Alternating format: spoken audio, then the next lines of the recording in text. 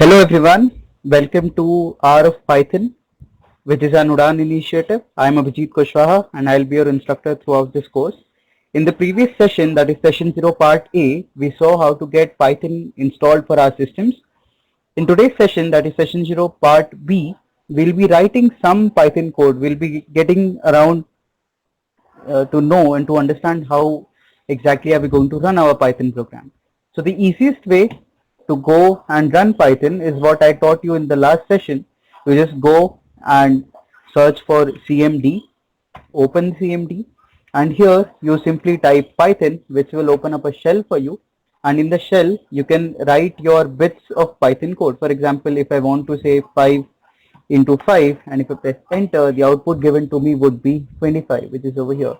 But it is kind of boring because if you want to write big programs which contains thousands and thousands of lines, it becomes very boring to write all those code down here in the terminal. So what we generally do is we write that program down into a file which is a .py extension file. .py simply suggests that it is containing Python code. So any file whose extension is .py, it certainly means that it is a Python file. So what we'll do is we'll simply open up a file, we'll write our Python code inside of that file, we'll save it as a .py extension, and then we will run that file. So let us go on and see how to do that. The easiest way in which you can create your first Python program is to go on Notepad, open Notepad, and you just type this following command. You'll just say print, which is a function in Python to print strings to give outputs onto the screen, and inside of double quotes you would say hello world. This is kind of you can say that it is a trend. Whenever you are trying to learn a programming language for the first time, we start writing the hello world program. So in Python, when you want to print something on the screen, you will just say print, you will open and close these round brackets, and inside of these double quotes you will write this hello world. Now why have I written hello world inside of double quotes? Because hello world in programming language, this hello world that I've written is actually a string. What is a string? It is a collection of characters. For example, H over here is a character, E is a character, L is a character. So all of this hello world is nothing but a collection of several characters put together, and therefore it is a string, and all the strings have to be written inside of double quotes. Now how do I run this? But before running, I'll have to save this as a Python file. So what I'll do is I'll simply click on file, save as, and let us say I want to let me just create one new folder. So I'll just say new folder, and I'll say Python examples. Inside of this Python examples, let me save all my Python programs that I'll write during the course. So here, let us say that I am creating this file called as hello world, and the extension that I'll give is .py. .py will tell the compiler that it is a Python file. Now here, save as type, you don't save it as text document, you save it as all files. So you see what I've done? I've named the file as hello world.py. This .py is very crucial. It is the Python, the .py extension tells the compiler that the file is a Python file, and you save it as all types, all files type. So when you save this, okay, now see the program, the folder has been created which is called as Python example. Inside you'll see that the hello world file is being created, and you can see the type, it is a py file, that is it is a Python file. Now the question is, how do I run this? So again, go back to command prompt. Here we are currently at in the C drive in the user directory, but my program which is there is stored inside of desktop, and inside of the desktop it is on this folder called as Python examples. So I need to get inside of the Python examples folder first. So I'll simply say cd, which is change directory, to desktop, and if I hit enter, you can see that now I am in C user desktop. Now I am inside of the desktop, but I just don't have to stop here. Inside of desktop, I need to get into the folder which I have created, which is Python example. So I'll again say cd Python examples. If I hit enter, you can see that now I am in C users user desktop Python examples. Now let me just see what are the files stored inside of this folder. To do that, I'll simply write dir and I'll press enter. You can see that there is a file called as helloworld.py. .py suggests that is a Python file.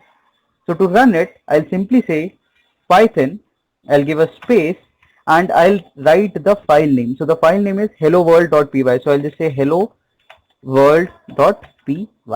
And if I hit enter, you can see the output which is there, hello world. So our helloworld.py file was supposed to print hello world onto the screen, and if we run this using this command, that is python helloworld.py, we get hello world as an output on the screen. So that is one way of running your Python code. You just take any text editor that you want, you write down your Python code inside of it, save it as a .py file, then go on to your command prompt, navigate into that folder where your file is stored and just run the file. What if you don't want to use Notepad? Let us say that you want to use something like Sublime Text or any text editor of your preference. Let us say that you wanted to run things in Sublime Text. What would you do then?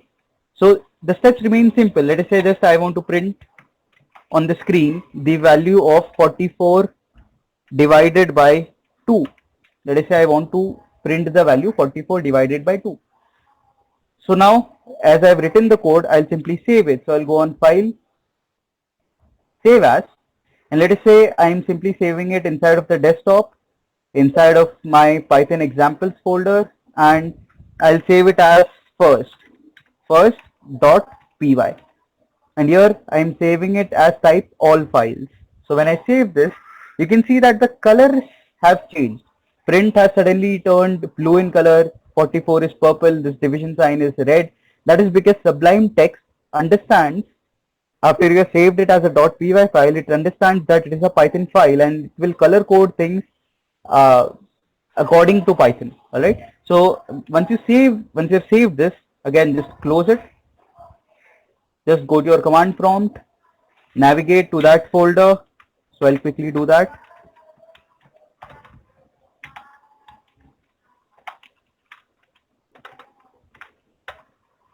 Now if I press dir, if I enter dir, you can see that there are two files right now, helloworld.py and first.py.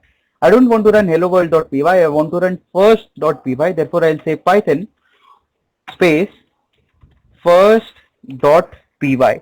And if I hit enter, you can see that I have this answer over here, which is 22.0. So 44 divided by 2 is obviously 22, and therefore I have this answer over here. So you can choose any text editor that you like. Okay, you can save the file as .py file extension, and then you can go on to your command prompt and run the file. But even that is very boring because you have to save your file. You have to go all the way back to the command prompt. You have to navigate towards that file, and then you have to execute everything by your own, right? So a better way to do things is that you use some sort of an IDE, integrated development environment, right? So one IDE that you get by default from Python is the idle. So if you just go and search for IDLE, you can see idle over here. Idle is a default IDE given to us by Python itself.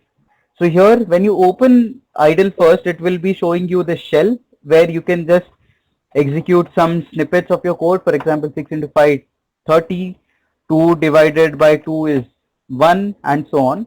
But if you want to write your programs, just click on file, new file, a new window will pop up inside of which you can write your own program now. So if I just have to say print, and here let us say I just write hello world, and on the second line if I have to print the value 55 into 89. So this is the program that I've written. I am printing hello world on the first line, and then on the second line I am printing the value of 55 into 89, whatever that value is. So I'll just save it. Let me save it in the desktop inside of my Python examples, and I'll save it as second.py. Now when you save this, you don't have to go back to the terminal and then navigate into the folder and run it manually, because this is an IDE. It will do all the tasks for yourself.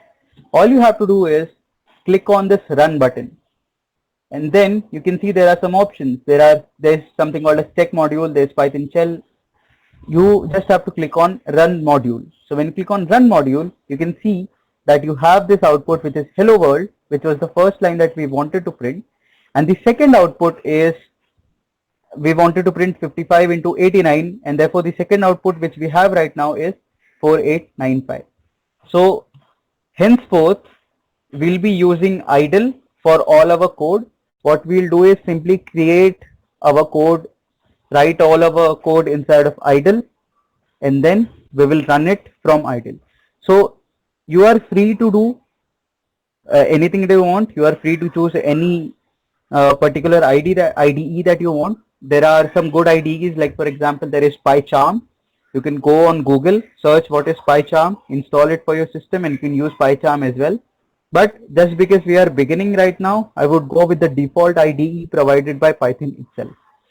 So I hope in the previous video you understood how to get Python. In this video you understood how to run some basic programs. Now I agree that we have not started understanding Python yet. These two videos were just to make sure that you understand how do we run some Python programs. Okay, when we start with our sessions from Monday, we'll be diving deep into the world of Python, and then we'll be discussing each and every bit in detail so that you are comfortable in writing code as if you are just thinking in Python. Alright, so I hope you all are excited for it. I'll see you when the session starts.